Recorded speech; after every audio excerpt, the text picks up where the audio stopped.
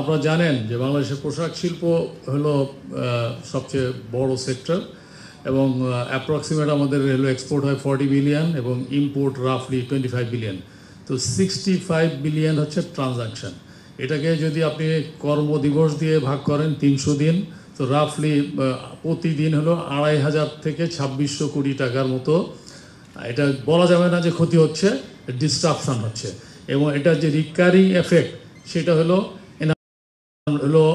এর কারণে যেটা হবে যে কোনো ইন্ডিভিজুয়াল যার হলো শক অ্যাবজর্বিং ক্যাপাসিটি কম, সেই ফ্যাক্টরি বসে যাবে এবং দেউলিয়া হয়ে যাবে। এবং তার কারণে যেটা হবে যে পোশাক শিল্পর যে শ্রমিকরা বেতন পাবে না এবং এটার জন্য ল অ্যান্ড অর্ডার সিচুয়েশন তৈরি হবে। সো এইটাই হলো একদম মানে মোটা দাগে বলা যাবে যে প্রতিনিয়ত রক্তক্ষরণ হচ্ছে এবং ক্ষতি হচ্ছে। আর আমি একটু আমি জানি না এটা অন্যভাবে কেউ নেবেন কিনা, আমি আগের প্রশ্নটাই যেতে চাই।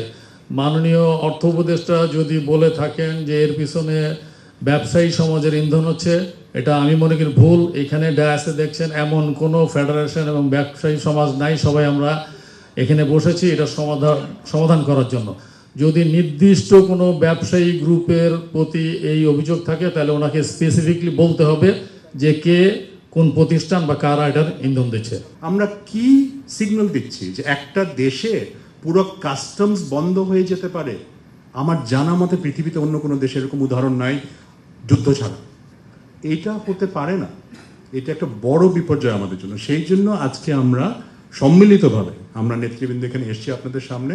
অবশ্যই আমরা মধ্যস্থতা না, এটা আমাদের সার্ভাইভালের প্রশ্ন। আমরা চাই কোনো সমস্যা যে টেবিলে বসে সমাধান করা যায় না, এটা আমরা বিশ্বাস করি না। In good faith, without precondition বসতে হবে, কথা শুনতে হবে, কিছু ছাড় দিতে হবে। কিন্তু দুটো জিনিস প্রথমেই যেটা ফারিস ভাই বলেছেন, এনবিআর এর সংস্কার হতে হবে। আমি ব্যক্তিগতভাবে অনেক এনবিআর অফিসের সাথে কথা বলেছি, ওনারাও চাচ্ছেন যে সংস্কার হোক, নাসিম ভাই সংস্কার হোক, কিন্তু আমাদের সাথে আলাপ করেন আমাদের ভবিষ্যৎ কি। আমি একটা উদাহরণ দিয়ে শেষ করব। আমি একজন ইয়াং ফার্স্ট সেক্রেটারির সাথে কথা বলেছি একটা অফিসে দাঁড়িয়ে। উনি বলছেন যে আমি যখন সকালবেলায় অফিসে যাচ্ছি, আমার মা জিজ্ঞেস করছে তুমি কোথায় যাচ্ছ, তোমার অফিস তো বিলুপ্ত হয়ে গেছে। তো আমি তো বিসিএস পরীক্ষা দিয়ে চাকরিতে ঢুকেছি। একটু আগে যেটা বলা হয়, কারো নামে যদি কোনো নির্দিষ্ট অ্যালিগেশন প্রমাণিত হয়, সে করাপ, তার বিরুদ্ধে আপনি অ্যাডমিনিস্ট্রেটিভ অ্যাকশন নেন আইন অনুযায়ী। কিন্তু সবাই তো খারাপ না, তো তাদেরকে তাদের ভবিষ্যৎ তো বুঝিয়ে দিতে হবে। এটার উপায়টা কি?